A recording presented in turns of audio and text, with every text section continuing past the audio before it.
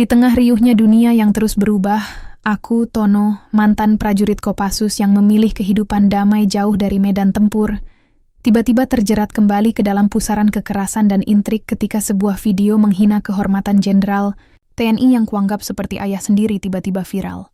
Aku bertanya pada diriku sendiri, seberapa jauh aku bersedia melangkah demi membela nama yang telah lama ku pegang teguh, ketika masa lalu dan masa kini saling bertabrakan dengan brutal. Langit pagi di kampungku selalu membawa ketenangan yang tak bisa digantikan apapun. Matahari perlahan menembus celah-celah dedaunan, membentuk garis cahaya keemasan yang menari di atas tanah.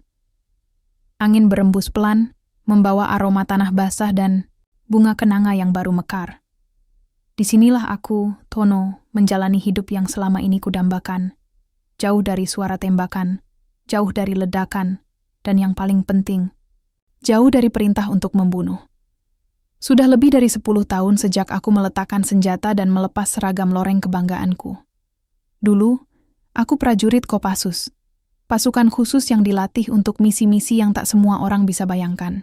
Darah, keringat, dan air mata sudah jadi teman akrabku. Tapi hari ini, aku hanya seorang petani, seorang suami dari wanita yang paling sabar di dunia, dan ayah dari 2 anak yang tak pernah tahu bahwa ayah mereka dulu pernah berdiri di antara hidup dan mati. Aku mencangkul tanah sambil bersenandung kecil. Di kejauhan, suara burung jalak bersahut-sahutan. Tanganku penuh lumpur, tapi hatiku bersih. Setidaknya itu yang kupercaya. Hingga pagi itu, aku sedang beristirahat di teras, minum teh panas buatan istriku, ketika suara notifikasi dari ponsel anak sulungku berbunyi. Ia duduk di sampingku, tertawa-tawa sambil menonton sesuatu dari media sosial. "Bapak, lihat ini lucu banget," katanya, menyodorkan layar.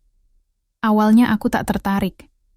Tapi saat melihat judul video itu, jantungku langsung berdegup tak karuan. Anggota, Grip hina Jenderal TNI Purnawirawan, sebut tua nggak guna. Aku merampas ponsel itu dari tangan anakku. Jemariku bergetar saat menekan tombol play. Di layar, sekelompok pria berjaket hitam-hitam dengan logo Ormas Grip sedang berkumpul. Salah satu dari mereka berdiri di tengah, berbicara lantang di depan kamera. Jenderal tua itu cuma bisa cerita perang. Sekarang ngapain? Duduk doang, minta dihormatin. Nggak ada gunanya. Tawa-tawa kasar menyusul kata-katanya. Mereka mencemooh, menginjak-injak kehormatan. Dan yang paling menyakitkan, pria yang mereka hina adalah Letnan Jenderal Purnawirawan Bagas Santosa, komandanku. Guruku. Orang yang pernah menarikku dari jurang kematian saat misi penyelamatan di perbatasan Papua 20 tahun lalu. Wajahku memanas.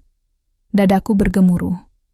Ada api yang sudah lama padam, kini menyala kembali. Aku bangkit berdiri, memejamkan mata, mencoba menenangkan diri. Tapi suara hinaan itu terus berputar di kepalaku. Istriku keluar dari dapur, melihatku berdiri kaku seperti patung. "Mas, kenapa?" Aku tak menjawab. Ponsel di tanganku masih memutar video itu. Ia ikut melihat, dan perlahan-lahan wajahnya berubah. "Mas, jangan pikir yang tidak-tidak, ya. Sudah bukan urusan kita." Aku menatapnya. Matanya memohon, tapi hatiku menolak. Aku tahu, ini bukan sekadar hinaan. Ini serangan terhadap sesuatu yang lebih besar, kehormatan. Dan kehormatan bagi seorang prajurit bukanlah sekadar nama baik, itu adalah nyawa. "Aku harus pergi ke Jakarta," kataku pelan. Ia terdiam, air mukanya berubah, seperti wanita yang baru saja melihat suaminya mengemas senjata setelah janji akan tinggal. "Mas, kita sudah lewati semua itu." "Mas janji?" Suaranya serak. Aku tahu. Tapi aku tidak bisa diam. Ini bukan soal aku. Ini soal beliau. Beliau yang dulu menyelamatkanku. Aku berhutang nyawa. Anak-anakku keluar, melihat kami berbicara dengan nada tinggi. Aku menarik napas, dalam-dalam, berlutut, memeluk mereka erat. Dalam hati, aku berdoa agar ini hanya akan jadi perjalanan singkat. Tapi aku tahu, tidak ada yang singkat dalam urusan militer. Hari itu juga, aku mengemasi barang. Hanya satu tas ransel tua dan sebuah berkas catatan. Seragam tidak kubawa. Aku belum tahu apakah ini akan membawaku kembali jadi prajurit, atau hanya jadi saksi sejarah yang tak bisa diam. Saat hendak berangkat, istriku menyelipkan sesuatu ke sakuku. Sebuah surat kecil. Ia menatapku dengan mata yang sama seperti dulu saat aku berpamitan pergi bertugas ke perbatasan. Kalau kamu merasa hilang, baca ini. Aku mengangguk. Mobil pickup tetangga sudah menunggu di depan. Perjalanan ke stasiun akan panjang, dan pikiranku lebih panjang lagi. Di perjalanan, pikiranku melayang pada masa lalu. Pada malam-malam gelap di hutan Kalimantan. Pada darah di loreng kami. Pada suara tangis prajurit yang terluka. Dan di antara semua itu, ada satu wajah yang tak bisa kulupakan. Dika, sahabatku. Prajurit yang paling ceria, paling keras kepala. Kami selalu berdampingan dalam misi apapun. Hingga suatu hari, dalam sebuah penyergapan, Dika hilang. Tidak ada jasad.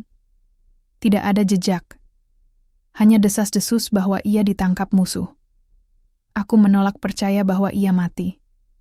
Tapi tahun demi tahun berlalu, dan aku pun perlahan belajar untuk melepaskan. Malam mulai turun ketika aku tiba di Jakarta. Kota ini tidak berubah. Bising, penuh lampu, dan selalu membuatku merasa asing. Aku menginap di rumah seorang rekan lama, Anton, mantan Kopassus, yang kini jadi pelatih bela diri. Aku tahu kamu bakal datang, katanya sambil menyodorkan secangkir kopi. Bagaimana bisa kamu tahu? Karena kamu Tono. Kalau orang hina Pak Bagas, kamu pasti orang pertama yang berdiri. Kami tertawa kecil. Tapi tak lama kemudian, suasana menjadi serius. Anton membuka laptopnya dan menunjukkan dokumen rahasia. Foto-foto markas skrip, struktur organisasi mereka, dan sebuah nama yang membuat dadaku seperti ditusuk, R. Dika Permana. Ini nggak mungkin, bisikku. Kami belum yakin 100%, tapi dari jejak digital dan penyadapan, orang ini sangat mirip. Kode suaranya pun cocok. Kalau benar dia, maka sahabatmu hidup? No, aku menatap layar itu lama. Dunia seperti berputar lebih cepat. Ada amarah, ada harapan. Dan ada ketakutan. Kalau Dika masih hidup, kenapa dia ada di sana? Dan jika benar dia anggota GRIB, apakah aku bisa menjalankan tugasku dengan tegak kepala? Kopi di tanganku mendingin, tapi perasaanku mendidih. Aku tahu, aku tidak akan pulang dalam waktu dekat. Keesokan paginya, Jakarta menyambutku dengan hiruk-pikuk yang tak pernah tidur. Jalanan ramai, klakson bersahut-sahutan, dan di antara suara mesin, aku bisa mendengar detak jantungku sendiri. Cepat, tidak beraturan, seperti sedang bersiap menghadapi sesuatu yang besar. Anton sudah bangun lebih awal. Ia berdiri di halaman kecil depan rumahnya, sedang memoles parang tua peninggalan ayahnya. Tangannya mantap, tatapannya tajam, seperti prajurit yang tak pernah benar-benar pensiun. Aku sudah siapkan pertemuan, katanya singkat. Dengan siapa? Tanyaku. Kolonel Bram. Aku mengangguk pelan. Nama itu bukan nama asing. Bram adalah salah satu perwira paling cerdas, yang pernah bertugas di unit pengintaian. Ia kini menjabat sebagai perwira khusus bidang kontrapropaganda. Kalau dia sudah turun tangan, berarti situasi ini lebih parah dari yang kukira. Kami berangkat dengan mobil Anton. Sepanjang perjalanan, pikiranku penuh dengan bayangan tentang video itu. Tentang wajah-wajah congkak anggota GRIB, dan tentang suara tawa yang menggema seperti ejekan terhadap semua yang pernah kuperjuangkan. Kami tiba di sebuah gedung tua, di pinggiran Cijantung. Dari luar tampak seperti kantor logistik biasa, tapi aku tahu betul bangunan ini menyimpan lebih banyak rahasia daripada yang bisa ditebak orang awam. Disinilah dulu operasi senyap banyak dirancang, tempat di mana misi-misi mustahil dilahirkan.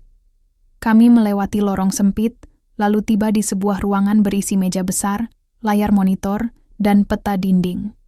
Di sana, Kolonel Bram sudah menunggu. Posturnya tegap, rambutnya dipotong cepak, dan sorot matanya masih sama seperti dulu, dingin, terukur. Lama tidak bertemu Sersan Mayor Tono, sapanya. Aku sudah bukan sersan mayor lagi, Kolonel, jawabku, berusaha menjaga sikap. Begitu? Ia tersenyum tipis. Tapi darahmu belum berhenti mengalir sebagai prajurit, bukan? Aku tidak menjawab. Ia tahu aku masih mendidih. Kolonel Bram menyalakan layar. Muncul berbagai data, foto-foto markas GRIP, data personel, aktivitas terakhir mereka. Semuanya sistematis, terstruktur, seolah mereka adalah organisasi militer bayangan, bukan sekadar ormas jalanan. GRIP bukan lagi ormas biasa. Mereka sudah berkembang jadi jaringan paramiliter. Ada pelatihan, ada perekrutan, dan ada penyusupan. Jelas Bram sambil menunjuk ke bagian tertentu pada peta. Aku memperhatikan salah satu titik. Sebuah gudang tua di pinggiran Depok. Markas utama mereka? Tanyaku. Benar. Tapi kami tidak bisa bergerak sembarangan. Mereka punya jaringan media yang kuat. Satu kesalahan, dan kita akan terlihat seperti penjajah di negeri sendiri. Lalu, suaraku mulai meninggi.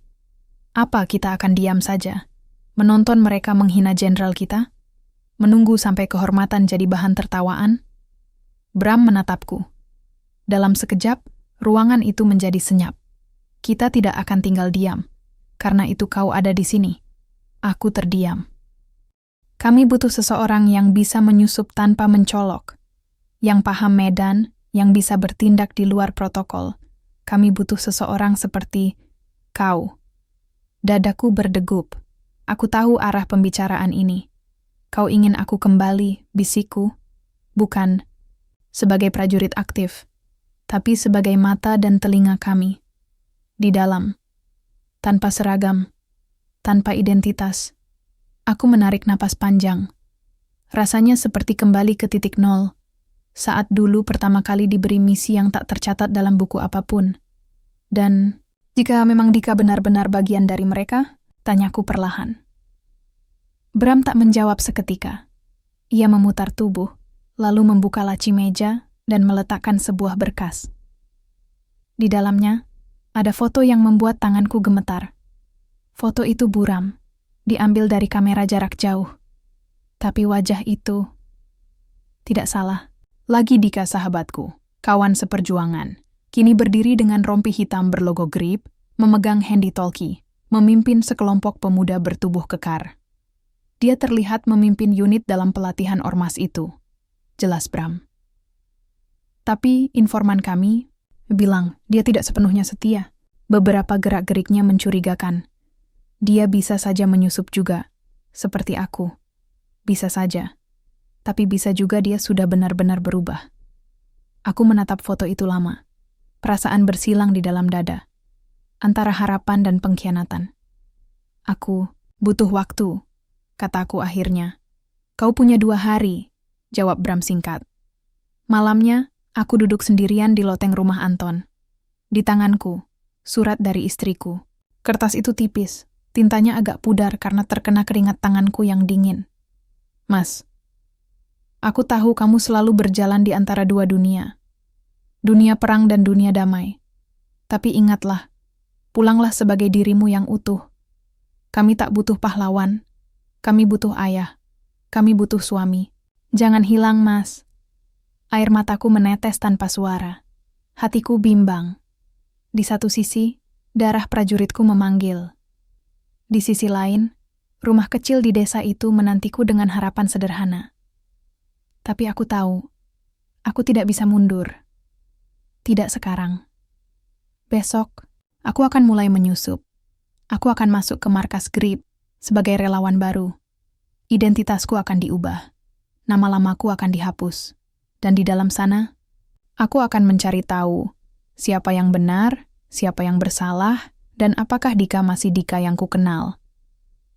Perang baru akan dimulai, tapi kali ini, perang ini tidak hanya soal peluru.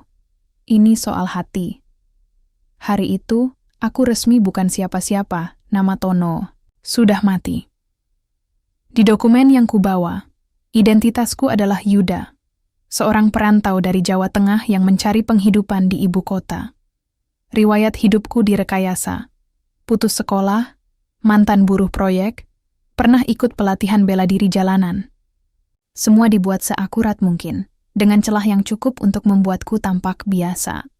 Aku berdiri di depan sebuah bangunan 2 lantai berwarna kusam di kawasan Cilodong. Papan kayu bertuliskan Balai Latihan Bela Negara GRIP Rakyat Mandiri, terpampang di gerbang besi yang setengah berkarat. Tak jauh dari sana, beberapa pria berbadan besar sedang melatih sekelompok pemuda, push-up, pukulan dasar, aba-aba militer yang terdengar setengah benar, setengah menggelikan. Tapi mataku tak tertawa. Aku tahu betul, di balik gaya mainan mereka, ada agenda besar yang sedang disembunyikan. Aku masuk dengan langkah tenang. Di pos penjagaan, seorang pria berkepala pelontos dengan kalung logam menatapku dari atas sampai bawah. "Mau apa lo?" "Numpang daftar, Bang," jawabku datar. Dia tertawa meremehkan, lalu melirik ke arah teman di sampingnya. "Lihat nih, satu lagi calon tentara bayangan." "Udah bawa surat rekomendasi?" tanya pria kedua. Aku mengangguk, lalu menyodorkan amplop. Berisi surat palsu dari tokoh masyarakat fiktif. Hasil kerja Kolonel Bram dan tim pengamatannya. Pria itu membacanya cepat, lalu mengangguk. "Oke, masuk ke aula. Siap-siap mental." Aku berjalan masuk, dan suasana langsung berubah. Di dalam aula, sekitar 20 pemuda duduk bersila. Semuanya mengenakan kaos hitam bertuliskan GRIP, setia sampai mati di punggung. Di depan, seorang instruktur bertubuh tegap berdiri memegang rotan. Wajahnya keras, matanya penuh kecurigaan. Ia memperkenalkan dirinya sebagai Bang Ical. "Kalian semua bukan siapa-siapa di luar sini," katanya dengan suara mengguntur. "Tapi kalau kalian mau jadi orang, kalian harus mulai dari sini. Disiplin, loyal, dan paling penting, jangan banyak tanya." Aku menyimak dengan seksama. Kata-katanya kasar, tapi strukturnya rapi. Ia jelas bukan sekadar preman. Dalam sorot, matanya ada sisa-sisa pelatihan militer. Dan itu membuatku waspada. Latihan dasar dimulai hari itu juga. Push up, sit up, merayap di tanah becek, hingga orasi propaganda tentang keberanian rakyat sipil melawan pengkhianatan elit negeri. Kata-kata yang digoreng menjadi semangat palsu, tapi cukup untuk membakar anak-anak muda yang lapar akan makna dan jati diri. Malamnya, kami tidur di barak. Sebuah ruangan sempit beralas tikar, lampu redup, dan udara pengap. Aku tidur di pojok, mengamati semua gerak-gerik. Sudah lama, aku tidak tidur dengan mata setengah terbuka. Di seberang ruangan, seorang pemuda yang baru berusia belasan memandangi foto seorang wanita tua dari dompet usangnya. "Itu siapa?" tanyaku pelan. "Ibu saya, Mas," jawabnya. "Saya pengen banggain dia. Katanya kalau saya bisa lulus pelatihan ini, saya bisa dapat kerja tetap dari GRIP." Aku mengangguk pelan, walau dalam hati gemetar. Ini bukan cuma organisasi. Ini sistem yang mengeksploitasi mimpi. Hari-hari berikutnya, pelatihan semakin berat. Kami mulai dilatih memegang senjata replika, belajar strategi kepung, bahkan taktik menghadapi aparat. Tapi yang paling membuatku ngeri adalah materi doktrinasi. Bagaimana membenci musuh negara, siapa yang dianggap pengkhianat, dan mengapa kehormatan bisa dibeli dengan kekerasan. Suatu sore, saat latihan pembebasan Sandera, aku dipanggil. Bang Ical ke ruang belakang. Di sana, ia menatapku lama, lalu melemparkan selembar foto ke meja. Wajah di foto itu membuat napasku tercekat. Dika, tapi bukan Dika yang ku kenal. Di foto itu, ia memakai jaket taktis, mata tertutup kacamata hitam, memimpin pelatihan lanjutan. Jelas ia punya posisi penting di sini. "Lo kenal dia?" tanya Ical. Aku menggeleng cepat. "Enggak, Bang. Siapa dia?" "Dia orang penting di sini. Kalau lo bisa dapat kepercayaan dia, jalan lo bakal cepet." "Caranya?" Ical menatapku, lalu menyeringai. "Tunjukin kalau lo nggak cuma omong doang. Besok lo ikut tim pengamanan." Itu berita besar. Tim pengamanan hanya diisi orang-orang kepercayaan. Kalau aku masuk ke sana, artinya aku makin dekat ke pusat operasi. Tapi itu juga berarti satu hal. Aku akan semakin dekat dengan Dika, dan aku belum siap. Malam itu, aku duduk sendiri di atap barak. Angin kota membawa suara sirene dari kejauhan. Lampu-lampu Jakarta berkelap-kelip seperti kota yang pura-pura tak tahu bahwa sesuatu sedang membusuk di dalamnya. Aku membuka dompet kecil dari ranselku. Di dalamnya ada foto lama. Aku dan Dika, masih berseragam Kopassus, tertawa setelah misi di Aceh. Wajah kami muda, penuh semangat, belum mengenal pengkhianatan atau kehilangan. Lo di mana, Kak? Bisikku pelan. Apa lo masih lo yang dulu? Suara langkah kaki membuatku refleks menyimpan foto itu. Seorang pria mendekat, duduk di sampingku tanpa banyak bicara. Aku dengar lo mantan tentara, katanya. Aku menoleh cepat. Siapa lo? Dia tersenyum tipis. Namaku Rian. Udah lama di Grip, tapi aku bukan pemuja kekerasan. Aku cuma pengamat. Seperti lo, napasku cekat. Apa maksud lo? Lo nggak kelihatan kayak orang yang terjebak keadaan. Lo masuk ke sini karena lo mau nyari sesuatu atau seseorang. Aku menegakkan tubuh. Hati-hati ngomong. Rian menatapku tajam. Gue di pihak yang sama, Yuda, atau apapun nama lo yang sebenarnya. Tapi kalau lo mau selamat, jangan gegabah. Dika bukan lagi orang yang sama. Ia bangkit dan pergi, meninggalkanku dalam kebingungan yang lebih dalam. Pagi berikutnya, aku resmi jadi bagian dari tim pengamanan dalam sebuah acara internal Grip. Di sana, untuk pertama kalinya sejak lebih dari 10 tahun, aku melihat Dika secara langsung. Ia berdiri di podium kecil, berbicara kepada massa. Suaranya lantang. Wajahnya keras. Tapi matanya kosong. Dan untuk sesaat, aku merasa sahabatku benar-benar sudah mati. Aku tak pernah membayangkan akan melihat Dika berdiri di depan massa, mengenakan jaket Grip dengan emblem besar di dada, tegas, gagah, dan penuh kepercayaan diri. Tapi yang paling menggangguku bukan penampilannya, melainkan matanya. Tatapan kosong. Seolah tubuh itu diisi seseorang yang bukan Dika yang dulu. Ia berbicara tentang kehormatan, tentang perlunya rakyat melawan ketidakadilan, tentang bagaimana para pensiunan jenderal adalah simbol kemunafikan yang harus dilawan. Kata-katanya menusuk. Pedas, tapi juga penuh rekayasa. Aku tahu persis, itu bukan suara hatinya. Itu bukan cara Dika berpikir. Dulu, dia orang pertama yang akan melindungi simbol-simbol negara. Orang yang berdiri paling depan saat kami ditugaskan menjaga jalur aman bagi seorang kolonel yang terancam. Orang yang percaya bahwa kehormatan bukan untuk dijual atau dihina. Tapi, kini, dia seperti boneka yang bergerak sesuai perintah bayangan. Setelah acara selesai, aku kembali ke barak dengan kepala penuh pertanyaan. Tubuhku penat, tapi pikiranku terus bekerja. Ada sesuatu yang salah. Terlalu salah. Dan aku berniat menemukan jawabannya, walau harus menggali ke bagian terdalam masa lalu. Hari-hari berikutnya kuhabiskan untuk meraih kepercayaan lebih dalam dari dalam organisasi. Aku mulai dipanggil untuk pengawalan distribusi logistik, pengamanan pertemuan tertutup, bahkan terlibat dalam pengintaian kelompok masyarakat yang dicurigai menentang Grip. Setiap kali nama Dika disebut, aku pasang telinga. Namun anehnya, tak banyak orang yang benar-benar dekat dengannya. Bahkan Bang Ical, yang jelas punya posisi penting, tak pernah terlihat berbicara akrab dengannya. Dika itu orang dalam, kata Rian suatu malam saat kami menjaga gudang logistik. Tapi dia jarang bersentuhan langsung. Dia kayak simbol kekuatan. Apa dia punya atasan? Tanyaku hati-hati. Rian menatap langit sebentar. Semua orang punya atasan, kecuali yang mati. Aku mengerutkan dahi. Maksud lo? Kadang, gue curiga Dika bukan penggerak utama. Dia cuma pion. Yang mainin semua ini bukan dia. Kata-kata itu membuat perasaanku makin tak enak. Jika benar Dika dikendalikan, maka ada kekuatan yang lebih besar di balik Grip.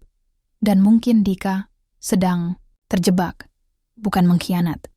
Suatu malam, aku nekat menyelinap ke ruang administrasi markas utama. Berbekal kode yang kudapat dari percakapan anggota senior, aku berhasil membuka komputer tua yang digunakan untuk menyimpan file keanggotaan dan dokumen strategis.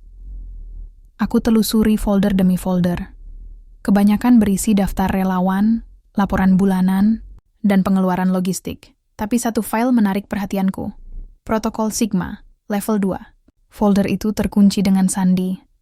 Kupikir keras. Nama, tanggal, kode numerik. Semua kombinasi ku tebak. Sampai akhirnya, entah kenapa, aku mencoba sesuatu yang hanya aku dan Dika tahu. Bravo Delta. Kode nama latihan pertama kami saat masih di Kopassus. Folder terbuka. Jantungku hampir meloncat keluar dari dada. Di dalamnya terdapat catatan singkat, laporan komunikasi, dan satu rekaman suara berdurasi hampir 2 menit. Suara itu adalah suara Dika. Saya ulangi, saya tidak bisa teruskan operasi ini. Banyak yang mulai curiga. Mereka menaruh mata di sekeliling saya. Tapi saya tak bisa kabur. Mereka punya rekaman lama saya. Kalau itu dibocorkan, hidup saya selesai. Bukan cuma saya, keluarga saya juga. Saya bukan pengkhianat. Saya hanya ingin semua ini selesai. Tanganku gemetar, Dika. Terjebak. Dia bukan pengkhianat.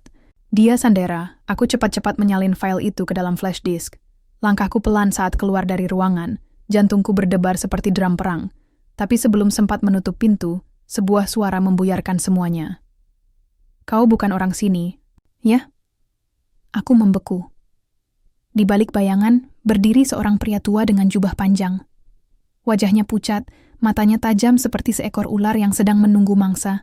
Dia bukan siapa-siapa dalam struktur grip yang kukenal. Tapi cara dia berdiri, cara dia menatap, dia orang penting. Mungkin dalangnya. Aku tahu mata-mata kalau lihat satu, katanya pelan. Kau pikir bisa menyusup semudah itu? Aku tak menjawab. Tanganku perlahan bergerak ke arah pinggang. Tempat pisau kecil tersembunyi di balik ikat pinggang. Tapi pria itu hanya tersenyum. Aku belum akan melaporkanmu. Justru aku ingin tahu sejauh mana kau bisa menggali. Karena kadang tahu terlalu banyak adalah kutukan. Lalu dia pergi. Begitu saja. Aku tak bisa bergerak, napasku tercekat. Tapi satu hal jelas, aku sudah dilihat. Dan waktuku tidak banyak. Malam itu, aku kembali ke barak dan menulis laporan. Singkat di kertas kecil. Esoknya, aku menitipkan laporan itu melalui kontak Kolonel Bram dengan sistem drop point di bawah jembatan layang Lenteng Agung. Cara lama, tapi efektif. Isinya jelas. Dika tidak bersalah. Dia Sandera. Dan ada kekuatan besar yang menyetir grip dari balik layar. Tapi aku tahu, menyampaikan fakta hanyalah awal. Yang lebih berat adalah menyelamatkan Dika. Dan itu tak akan mudah. Hari berikutnya, perintah baru datang. Aku ditugaskan menjadi pengawal. Pribadi dalam konvoi yang dipimpin langsung oleh Dika. Ini kesempatan. Tapi juga jebakan sore itu, aku duduk di kursi depan mobil, Dika di belakang, ditemani 2 pria lain bersenjata laras pendek. Konvoi bergerak menuju sebuah lokasi yang tidak disebutkan, mungkin basis pelatihan rahasia, atau tempat eksekusi bagi mereka yang dianggap ganda. Aku bicara padanya lewat kaca spion. Apa kabar, Bang? Ia tak menjawab. Masih suka makan nasi goreng di warung belakang asrama? Tanyaku lagi, mencoba membuka pintu ingatan. Mata Dika terangkat. Matanya menatapku. Dan aku tahu ia mengenaliku. Tapi ia tak mengatakan apa-apa. Ia hanya memalingkan wajah dan berbisik pada pengawal di sampingnya. Hentikan mobil di pos ketiga. Aku mau bicara 4 mata dengan sopir. Degdot ini bisa jadi akhir, atau awal dari sesuatu yang lebih besar. Mobil berhenti di sebuah pos pengamanan. Sederhana, di pinggir jalan yang mulai sepi. Dika turun tanpa berkata apa-apa, dan berjalan mendekat ke kaca depan, menatapku dengan sorot mata yang sulit kubaca. Jantungku berdetak keras, campuran antara rasa cemas, penasaran, dan beban yang sudah lama kupendam. Yuda, suaranya serak dan berat. Aku tahu kamu yang ada di balik nama itu. Aku mengangguk pelan, mencoba mengatur napas. Aku datang, bukan untuk melawan, Bang. Aku datang untuk mengerti. Dia menggeleng, seolah beban dunia ada di pundaknya. Kamu tahu apa yang terjadi padaku. Setelah kita berpisah, aku dipaksa keluar dari Kopassus. Bukan karena aku lemah, tapi karena aku menolak perintah yang aku anggap salah. Aku mendengarkan dengan seksama, setiap kata yang keluar dari mulutnya membuat hatiku sakit. Mereka memanfaatkan aku, lanjutnya, memanipulasi masa lalu dan ketakutanku. Aku bukan pengkhianat, tapi aku dipaksa memilih sisi yang salah, atau kehilangan segalanya. Mata kami bertemu, dan untuk sesaat aku melihat kilatan pria yang dulu ku kenal, teman seperjuangan, sahabat, yang hilang. Kalau begitu, kenapa kau terus bertahan di sini? Tanyaku pelan. Karena aku takut. Aku takut kehilangan keluarga, takut hidupku hancur jika aku berontak. Mereka punya rekaman lama yang bisa menghancurkan aku, jawabnya. Tapi, aku ingin keluar. Aku ingin bertemu denganmu, bicara tentang jalan keluar. Aku menarik napas panjang. Kita bisa hadapi ini bersama, tapi kau harus percaya padaku. Dika mengangguk, wajahnya sedikit melunak. Tiba-tiba, suara langkah mendekat. Dua pria bersenjata yang tadi ikut konvoi muncul dari balik pohon, tatapan. Mereka curiga. Apa yang kalian lakukan di sini? Salah satu dari mereka bertanya kasar. Kami saling berpandangan, tahu bahwa waktu kami habis. Aku menggerakkan tangan menenangkan. Kami hanya berbicara. Ada urusan penting, jawabku. Pria itu memandang Dika dengan tajam. Dia diperintahkan untuk kembali ke markas. Tidak ada pembicaraan lain. Dika menatapku sekali lagi, lalu berbalik. Ini bukan akhir, Yuda. Aku janji aku akan cari jalan. Mobil mulai bergerak kembali ke arah markas. Dalam perjalanan, pikiranku bergelayut di antara masa lalu dan masa depan. Aku tahu ini bukan sekadar misi biasa, tapi pertaruhan jiwa dan kehormatan.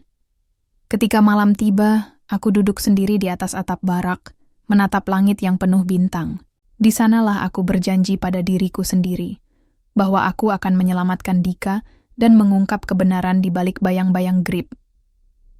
Malam itu, suara hujan mengguyur deras atap barak. Aku duduk termenung, menyusun rencana yang tak pernah kubayangkan harus kulakukan. Dika, sahabat yang dulu berdiri di sisiku dalam panas dan dinginnya medan tempur, sekarang terjebak dalam pusaran yang lebih berbahaya daripada peperangan apapun yang pernah kami hadapi. Beberapa hari setelah pertemuan itu, suasana di markas Grip semakin tegang. Rumor berhembus bahwa operasi besar akan segera dilakukan. Salah satu serangan yang bisa memicu gelombang kekerasan di seluruh kota. Aku tahu ini bukan sekadar soal kehormatan atau dendam, tapi perang yang bisa mengorbankan ribuan nyawa. Namun, yang paling mengganggu pikiranku bukan itu. Melainkan berita yang kudapat dari Rian, teman rahasiaku di dalam Grip. Ia memberitahu bahwa Dika dipaksa menandatangani surat pernyataan loyalitas, dokumen yang mengikat dan membuatnya tak bisa lepas dari organisasi tanpa risiko kematian atau penjara panjang. Aku merasa waktu sudah sangat sempit. Malam itu, aku menyusup ke ruang arsip utama. Lampu di koridor redup, hanya beberapa penjaga berjaga dengan setengah mata. Nafasku teratur, langkahku pelan dan pasti. Kuingat rekaman suara Dika yang kuambil sebelumnya. Pesan itu bukan hanya jeritan hati, tapi kode untuk membebaskan dia dan membuka mata dunia. Aku membuka lemari arsip yang berisi dokumen rahasia. Aku mencari surat pernyataan loyalitas itu. Setelah beberapa menit yang terasa seperti selamanya, aku menemukannya, dokumen yang ditandatangani dengan nama Dika, dibubuhi cap resmi Grip. Dengan bukti itu, aku tahu aku harus bertindak cepat. Keesokan harinya, aku menghubungi Kolonel Bram lewat jalur bawah tanah. Aku beritahu semua yang kutahu, termasuk posisi Dika dan rencana serangan Grip yang akan datang. Kalau ini benar, kita harus hentikan mereka. Suara Bram di seberang telepon berat dan penuh tekanan. Tapi ini operasi berbahaya, Tono. Jangan lupa, kau sendiri bukan anggota resmi. Aku mengangguk meski ia tak bisa melihat. Aku harus melakukan ini untuk Dika dan untuk kehormatan yang kita jaga. Kami merancang rencana. Pasukan elit Kopassus akan menyerbu markas Grip malam itu Juga. Namun aku harus menyusup lebih dulu, mencari Dika, dan membawanya keluar sebelum semuanya meledak. Malam tiba. Aku mengenakan pakaian gelap, menyelinap lewat lorong sempit dan jendela yang terbuka sedikit. Detak jantungku berdentam keras di telinga. Setelah berjalan berputar-putar di ruang bawah tanah, aku mendengar suara langkah cepat dan bisikan terbata-bata. Aku, di sini Dika, bisikku dalam hati. Aku membuka pintu besi yang terkunci dengan kode yang kuketahui dari dokumen arsip. Di dalam ruangan kecil, Dika duduk di kursi dengan tangan terikat. Tatapannya tajam namun lelah. Tono, kau datang. Aku membuka ikatan tangannya dengan cepat. Kita harus keluar dari sini. Sekarang. Dika mengangguk. Mereka akan mengejar. Aku sudah tahu itu. Kami bergerak pelan menuju lorong keluar. Namun tiba-tiba, lampu-lampu menyala, dan suara alarm meraung. Kita ketahuan, teriakku. Gerombolan anggota GRIB dengan senjata laras panjang datang dari segala arah. Aku dan Dika harus berlari secepat mungkin, menembus jebakan maut yang siap menghabisi kami. Lari, itu yang kami lakukan. Dalam kegelapan, kami berlari menembus lorong-lorong sempit, menabrak pintu, dan menyelinap di balik tumpukan kotak. Aku mendengar suara tembakan, dentuman peluru menghantam dinding di sebelah kami. Aku tidak akan biarkan mereka mengambilmu lagi. Aku berteriak pada Dika, menyemangatinya. Kami berhasil keluar ke halaman belakang. Tempat kendaraan sudah menunggu.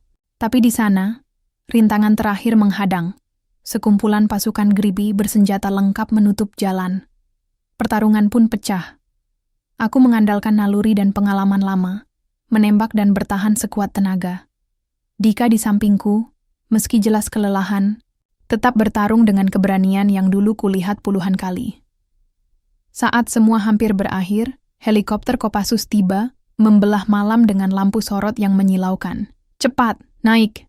Suara Kolonel Bram memerintah. Kami melompat ke dalam kendaraan, dan helikopter mengangkasa, meninggalkan markas GRIB yang terbakar dalam kobaran api. Di dalam helikopter, napasku mulai tenang, tapi pikiranku kacau. Aku menatap Dika yang kini kembali, menjadi dirinya sendiri, lelaki yang penuh luka tapi juga harapan. Kita belum selesai, katanya pelan. Tapi aku percaya, dengan kau di sisiku, aku bisa kembali. Aku mengangguk. Kita akan perangi bayang-bayang itu, Bang. Bersama-sama. Malam itu, aku tahu semuanya baru saja dimulai. Helikopter mendarat di pangkalan rahasia Kopassus dengan suara mesin yang menggelegar. Suasana tegang masih membayangi, tapi di dalam dadaku ada sedikit lega karena Dika sudah selamat. Namun, aku tahu, perjuangan sesungguhnya baru saja dimulai. Di ruang briefing, Kolonel Bram menatap kami dengan serius. Situasi lebih rumit dari yang kita kira. Ada informasi intelijen yang menunjukkan keberadaan mata-mata di antara kita. Orang dalam yang membocorkan rencana operasi. Aku dan Dika saling berpandangan. Kedua tubuh kami lelah, tapi pikiran kami tetap waspada. Kalau begitu, siapa yang bisa kita percaya? Aku bertanya dengan suara rendah. Bram menghela napas. Tidak mudah, tapi kita harus bertindak cepat dan hati-hati. Aku percaya kalian berdua bisa membantu mengungkapnya. Malam itu aku duduk di sudut ruangan, memikirkan semua yang terjadi. Dika di sampingku, mencoba mengembalikan kekuatan mentalnya. Tono, aku berhutang nyawa padamu. Tapi aku juga merasa bersalah karena terjebak di GRIB. Aku menepuk bahunya. Jangan pikirkan itu. Yang penting sekarang, kita harus bersatu untuk melawan pengkhianatan ini. Hari demi hari berlalu, dan aku mulai melakukan penyelidikan diam-diam. Informasi-informasi kecil ku gabungkan, mulai dari daftar anggota GRIBI yang aktif berkomunikasi dengan pihak luar, sampai ke anomali logistik yang mencurigakan. Suatu malam, aku menemukan sesuatu yang mengerikan. Bukti rekaman sebuah pertemuan rahasia antara seseorang di Kopassus dan anggota GRIB. Dalam rekaman itu, suara yang kukenal betul, Kolonel Bram. Aku hampir tidak percaya. Bram, orang yang selama ini kukagumi dan percayai, mungkin adalah dalang pengkhianatan di dalam tubuh Kopassus. Dengan tangan gemetar, Aku memutar ulang rekaman itu. Semua kata-katanya jelas, berisi kesepakatan yang bisa menghancurkan operasi kami. Pertarungan batin terjadi dalam diriku. Apakah aku harus menghadapinya? Apakah ini jebakan yang akan memporak-porandakan kami semua? Namun, jika aku tidak bertindak, kehormatan dan nyawa banyak orang akan terancam. Aku mengundang Dika untuk berdiskusi. Kita harus konfrontasi, Bram. Ini bukan hanya soal kita, tapi masa depan Kopassus. Dika mengangguk. Aku siap bertarung bersamamu. Malam itu kami menyusun rencana untuk menghadapi Kolonel Bram. Tak ada tempat untuk ragu. Hanya keberanian. Dan tekad untuk menegakkan keadilan. Langit malam yang gelap menggantung berat di atas pangkalan Kopassus. Angin dingin menyusup melalui celah-celah bangunan tua, menggetarkan kaca jendela yang sudah retak. Aku berdiri di sudut ruang briefing, menunggu datangnya seseorang yang aku pernah anggap sebagai panutan, Kolonel Bram. Tapi malam ini, bayangan yang akan datang bukanlah sosok yang kukenal sebagai pemimpin, melainkan ancaman yang harus kuhadapi demi keselamatan teman dan kehormatan kami. Dika duduk tak jauh dariku, matanya terlihat jauh dan penuh beban. Ia telah berubah. Tidak lagi menjadi pria yang dipenuhi keraguan dan ketakutan, tapi seseorang yang siap bertarung dan mengorbankan segalanya demi kebenaran. Aku mengalihkan pandanganku dari wajahnya dan menatap pintu yang perlahan terbuka. Bram masuk dengan langkah tenang, wajahnya menampilkan ekspresi dingin tanpa keraguan. Aku tahu, malam ini kami akan mengurai segala rahasia yang tersimpan dalam bayang-bayang. Kita tidak punya banyak waktu. Suaraku tegas namun bergetar sedikit. Aku tahu apa yang kau lakukan, Bram. Aku dengar rekaman pertemuanmu dengan Grib. Bram tersenyum tipis, seolah sudah menunggu momen ini sejak lama. Tono, kau masih idealis seperti dulu. Tapi dunia ini lebih rumit dari yang kau bayangkan. Kau tidak tahu apa yang aku lakukan sebenarnya. Aku menahan amarah. Jangan buat alasan. Kau menjual kami semua. Kau berkhianat pada pasukan dan negara ini. Dia menatap tajam, lalu berjalan mendekat. Kalau aku mengkhianatimu, mungkin kau tak akan berdiri di sini. Semua yang kulakukan adalah untuk menjaga keseimbangan kekuasaan. Tanpa aku, kekacauan yang lebih besar akan terjadi. Dika berdiri, suaranya bergetar tapi penuh ketegasan. Keseimbangan, mengorbankan nyawa anak buahmu untuk kekuasaan? Aku tidak akan diam melihat ini. Suasana berubah menjadi tegang, setiap detik seperti memanas menjadi bara api yang siap meledak. Aku dan Dika tahu, ini bukan sekadar perdebatan kata-kata. Ini adalah pertarungan terakhir antara loyalitas dan pengkhianatan. Tunjukkan apa yang kau rencanakan, Bram. Aku menantang. Bram mengangkat tangan, memberi isyarat. Kalian akan lihat, malam ini adalah awal dari era baru. Era di mana semua pihak harus tunduk pada kekuatan nyata. Tiba-tiba, terdengar suara langkah cepat dan beberapa pasukan bersenjata masuk ke ruangan. Aku segera siaga, menarik Dika ke belakang. Ini jebakan, aku berbisik. Namun Bram sudah mengeluarkan pistol dari balik jasnya, mengarah ke kami. Kalian sudah terlalu lama mengganggu rencana ini. Kini saatnya kalian menghilang. Dalam sekejap, aku merespons dengan refleks lama. Menarik Dika dan melompat ke samping. Tembakan pertama melesat, menghantam dinding tepat di belakang kami. Pertarungan sengit pun pecah di dalam ruangan kecil itu. Aku berusaha melawan dengan segala kemampuan, beradu strategi dan tenaga dengan pasukan yang berusaha mengalahkan kami. Dika bergerak sigap di sisiku. Kami saling melindungi satu sama lain. Namun jumlah mereka lebih banyak dan situasi semakin kritis. Aku tahu, aku harus mengakhiri ini sekarang. Atau kami semua akan kalah. Dengan keberanian dan naluri prajurit yang masih tertanam kuat, aku menembus posisi Bram. Saat itu, Bram melepaskan tembakan ke arahku, tapi aku berhasil menghindar dan membalas dengan satu tembakan yang mengenai bahunya. Bram tersentak, terjatuh, tapi ia masih berusaha bangkit. Ini belum selesai, katanya dengan suara penuh kebencian. Dika mendekat, mengambil pistol yang terjatuh. Ini selesai sekarang. Dia mengarahkan senjatanya ke Bram. Bram menatap kami berdua dalam diam. Wajahnya berubah dari kebencian menjadi kesadaran. Aku hanya ingin perdamaian, gumamnya pelan. Tapi caramu salah, jawabku. Perdamaian tidak bisa dibangun dengan pengkhianatan dan darah. Kami menahan Bram dengan cepat. Aku merasa beban berat terangkat dari pundakku. Ini adalah akhir dari pengkhianatan yang selama ini menggerogoti kami. Setelah kejadian itu, aku dan Dika duduk bersama di ruang yang sama, berbicara tanpa kata-kata berlebihan. Kami tahu bahwa jalan kami masih panjang, tapi malam itu kami berhasil menegakkan kehormatan dan persahabatan yang sempat hampir hilang. Aku menatap sahabatku dan berkata, "Kita masih punya banyak yang harus diperjuangkan, Bang. Tapi malam ini, kita menang." Dia tersenyum kecil. Bersama, kita bisa lalui semua. Dan aku yakin, dengan tekad itu, kami akan mampu menghadapi apapun yang datang di depan. Senja menyelimuti pangkalan Kopassus dengan warna jingga lembut, menandai berakhirnya hari yang berat dan penuh gejolak. Aku duduk sendiri di luar ruang briefing, memandangi horizon yang mulai gelap. Peristiwa terakhir masih menghantui pikiranku. Pengkhianatan Bram, pertarungan sengit, dan wajah Dika yang kembali menemukan dirinya.